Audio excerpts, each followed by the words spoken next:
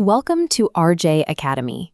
Today I will teach you Class 12 Indian Economic Development, Chapter Indian Economy on the Eve of Independence. Look at the artisans in this photograph operating a traditional loom. Before British arrival, India was a self-sufficient, prosperous agrarian society with a massive, highly skilled manufacturing sector.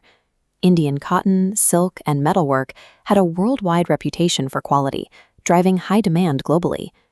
The British reduced India to a feeder economy, using its resources to power Britain's industrial machine. Economist V.K.R.V. Rao calculated the reality. India's real GDP growth was under 2%, and per capita output grew by 0.5% annually. That near-zero growth rate at the time of independence in 1947 was the mathematical result of a baseline explicitly designed to extract wealth rather than build it. This extraction began in the fields. This hierarchy shows the land settlement, or zamindari system.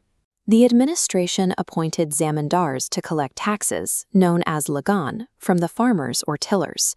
The zamindars were required to pay a massive fixed amount to the British government, regardless of whether it rained or crops failed.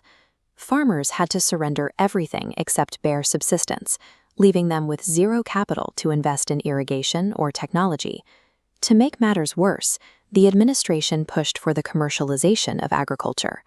Looking at this photograph of workers processing indigo in massive vats, you can see the sheer scale of the shift. Farmers were offered higher prices to grow non-edible cash crops like indigo, jute, and cotton, instead of wheat or rice. The result was a severe shortage of food grains, triggering widespread famines. The resources harvested from those fields were then funneled into a twofold deindustrialization policy. This trade map tracks the flow. Raw materials like cotton were exported to Britain at incredibly cheap, tariff-free rates. British factories used those materials to mass-produce finished clothing, which was imported back to India and sold at high prices, flooding the local market with machine-made goods. To ensure Indian artisans couldn't compete, the government placed heavy export tariffs on Indian handicrafts, making them too expensive to sell abroad. The traditional market collapsed. And while a few modern capital goods industries did eventually appear, like the heavy machinery of the Tata Iron and Steel Company seen here, established in 1907, their growth was intentionally slow and restricted. By systematically stripping surplus capital from the fields and crushing domestic manufacturing, the administration trapped the Indian workforce in an inescapable cycle of poverty. This chart details exactly who controlled the remaining Indian exports.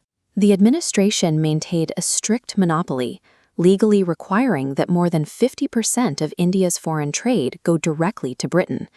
They tightened this control in 1869 by opening the Suez Canal, creating a direct, frictionless shipping route that bypassed the African continent entirely. Because India exported massive amounts of raw materials, it technically generated a large export surplus. But that wealth never reached the Indian economy. The profits were entirely drained to fund the daily administrative costs of running the colonial government and to finance British military campaigns across the globe. Let's pause and predict.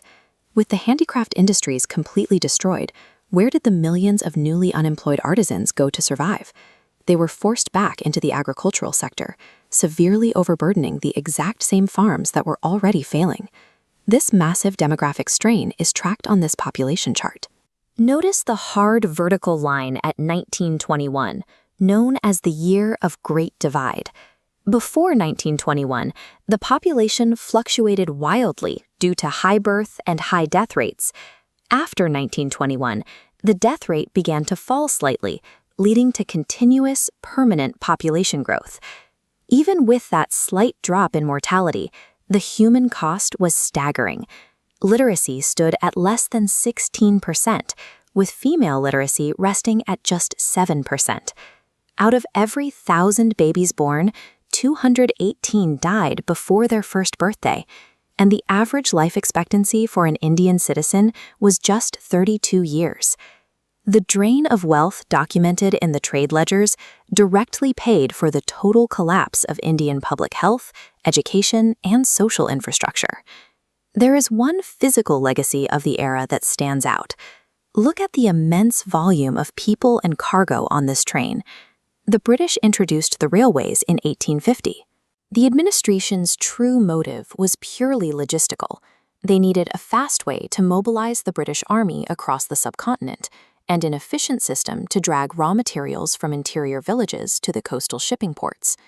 However, this vast network of steel and roads produced massive unintended benefits. It connected deeply isolated regions, allowed laborers to travel long distances, and provided the only effective method for transporting emergency grain to drought-stricken areas during famines. The railways were designed strictly to serve the colonial extraction machine, but they accidentally laid the physical connective tissue that would support a modern nation. When we examine the economic snapshot of India at independence in 1947, 5 terms define it.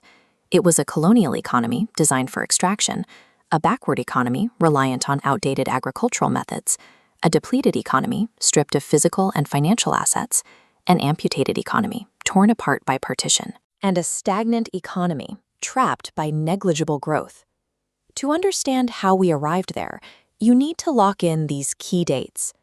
The Battle of Plassey initiated the rule in 1757. The railways arrived in 1850. The Suez Canal opened direct trade in 1869. Tisco launched early heavy industry in 1907, and 1921 marked the demographic Great Divide. The notes for this chapter are in the description. Catch you next time.